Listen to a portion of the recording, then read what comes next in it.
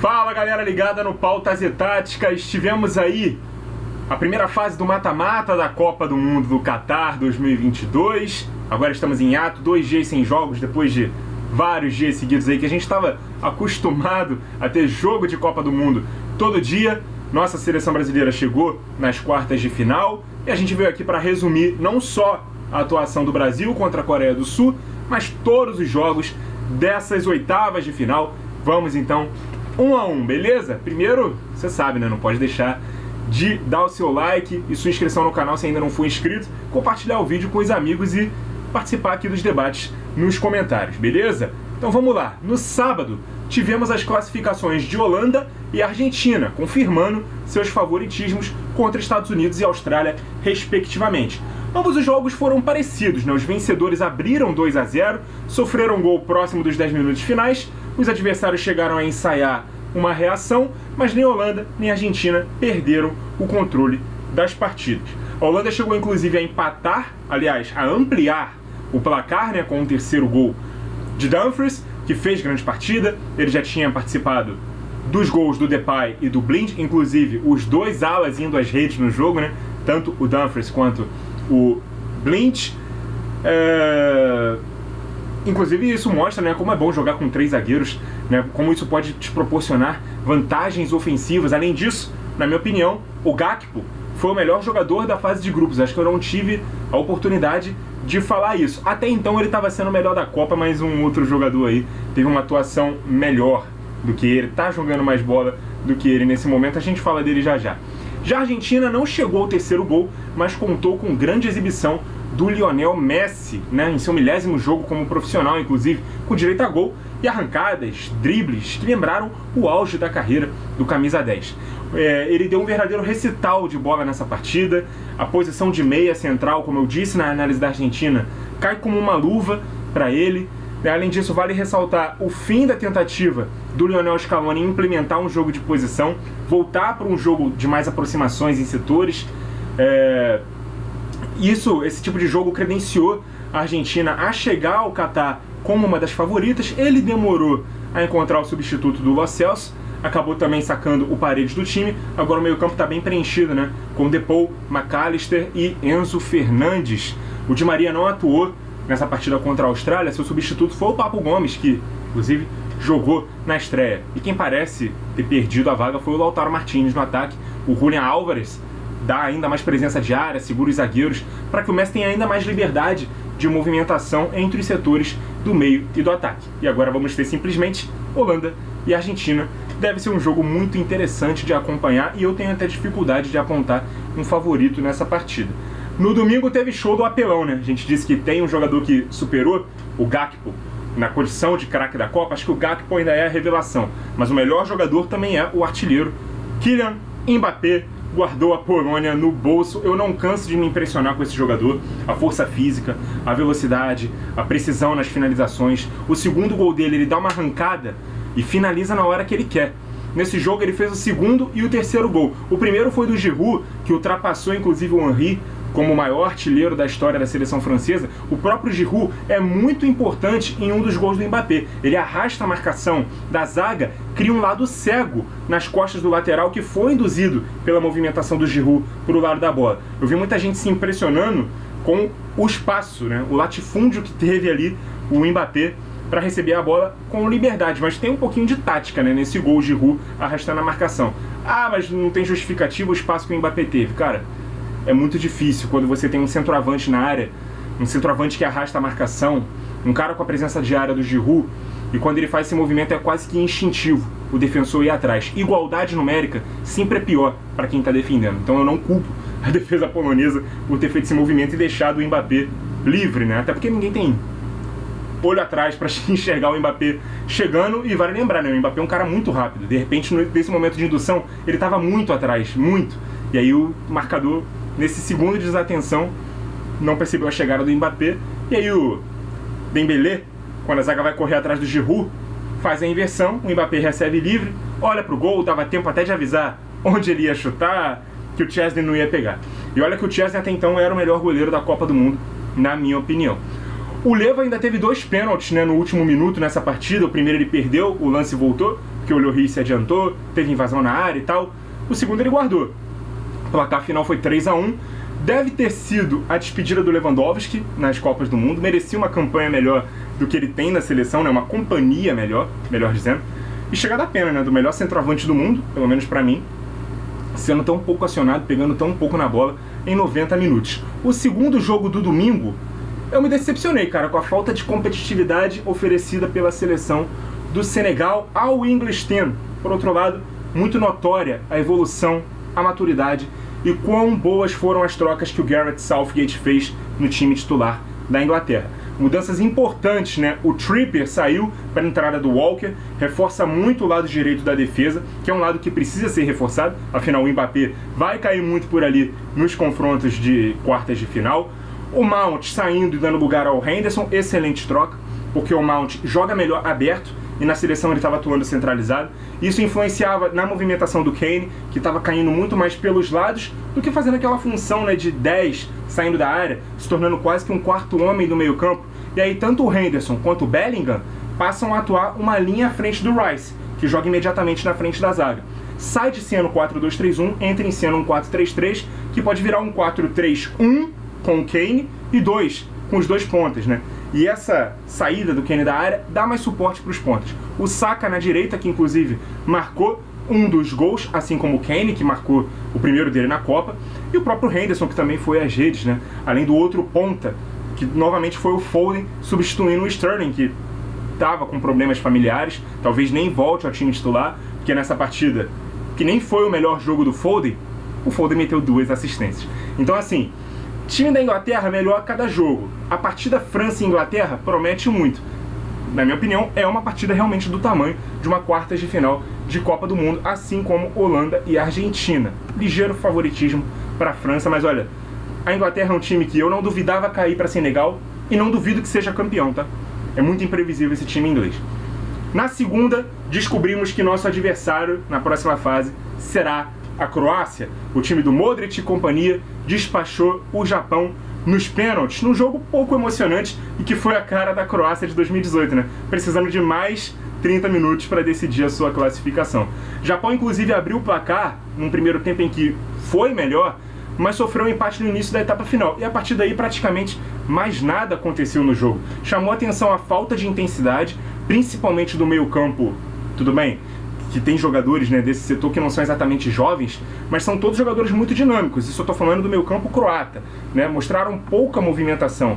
O Modric e o Kovacic foram até sacados, eles nem bateram pênalti.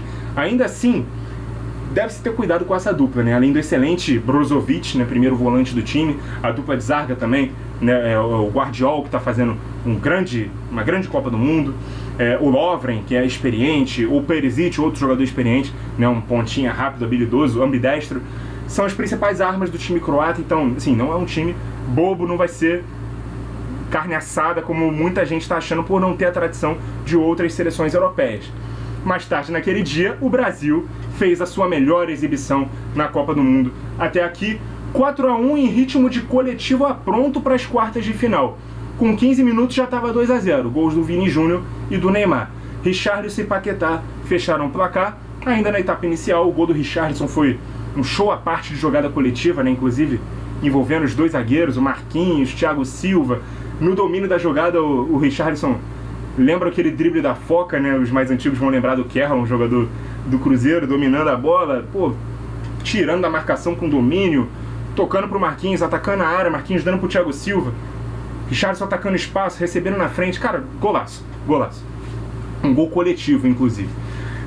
No segundo tempo o time deu uma administrada, né? Placar confortável, adversário fragilizado, até na parte física, já que jogou a Vera até o último minuto, né, de sua partida de terça-feira, enquanto o Brasil pôde poupar seu time titular, além de ser naturalmente um time mais talentoso e que meio que resolveu o jogo muito cedo. Ah, mas é a Coreia do Sul. Sim, e o resultado foi do tamanho da distância técnica das duas equipes. Preocupante seria se não fosse, se o Brasil tivesse tido dificuldades contra a Coreia.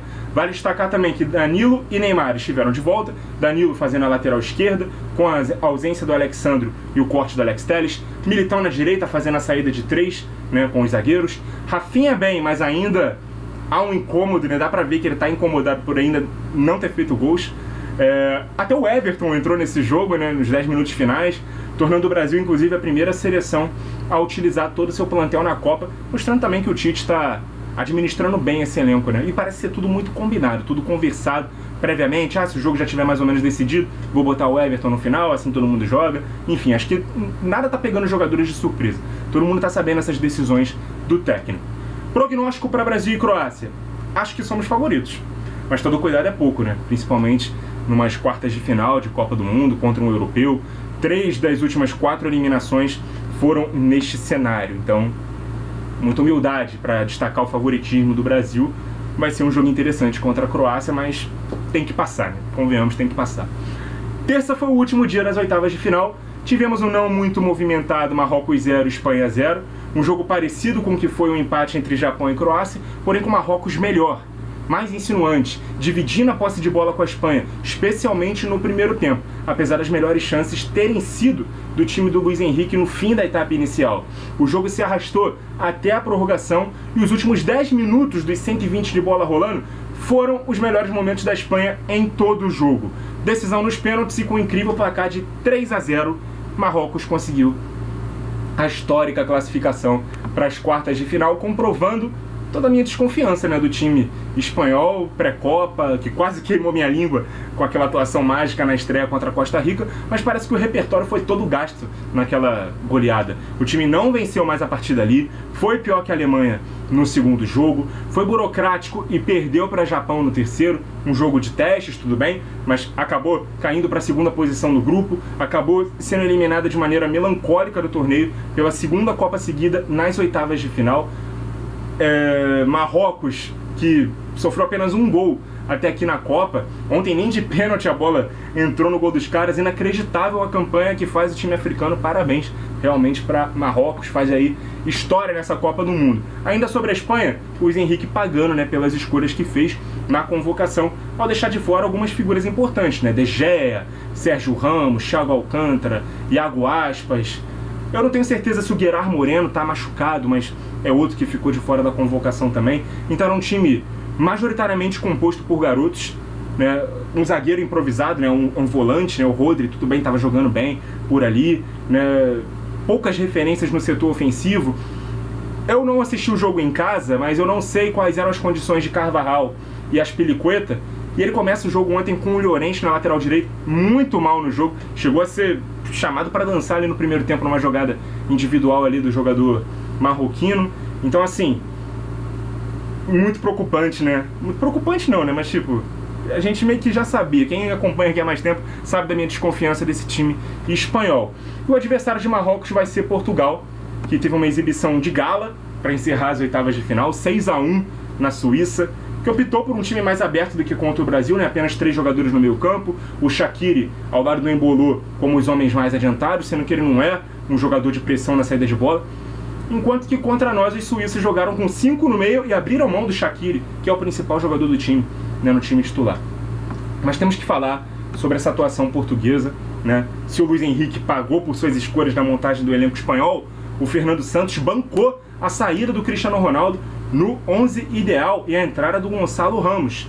E que estrela teve o garoto, né? Primeiro hat-trick dessa edição da Copa do Mundo. Aos 21 anos se tornou também o autor do hat-trick mais jovem a ser marcado em Copas do Mundo. Não saiu um hat-trick no mata-mata desde a Copa de 66. E tudo isso ele fez substituindo uma lenda, né, no seu último Mundial. Então, assim, mesmo sendo muito contestado, o Fernando Santos tinha tudo para ter feito a escolha errada, ser alvo de mais críticas ainda, né, críticas ferrenhas após o jogo. Mas Portugal jogou tão solto, tão leve, né, sem obrigação de prover jogo para um jogador específico. É duro dizer, mas o time jogou melhor, a verdade é essa, sem o Cristiano. Assim como o United também joga. Isso não é um defeito, né, do time, mas depende muito do entorno. O Cristiano Ronaldo depende muito do entorno, ele não é mais aquele jogador que vai decidir o jogo sozinho. E quando você tem um ponto final de jogadas como o Cristiano, praticamente é uma obrigação, né, de toda jogada precisar ter ele como um ponto final. Sem ele, qualquer outro jogador pode dar esse ponto final. Então, assim, o Gonçalo fez 3, o Pepe fez 1, o Rafael Guerreiro fez 1, e outro entrando até depois, né, do CR7 no jogo, o Rafael Leão, que tá pedindo passagem para ser titular nesse time, também deixou dele, né, numa pintura. O Akanji descontou para a Suíça, né, quando o jogo ainda estava 4-0. Dos nossos palpites, nossos prognósticos para as oitavas de final, a gente só errou um, né, justamente o da Espanha. A gente avisou que dificilmente não teríamos zebra e que essa era uma das zebras possíveis.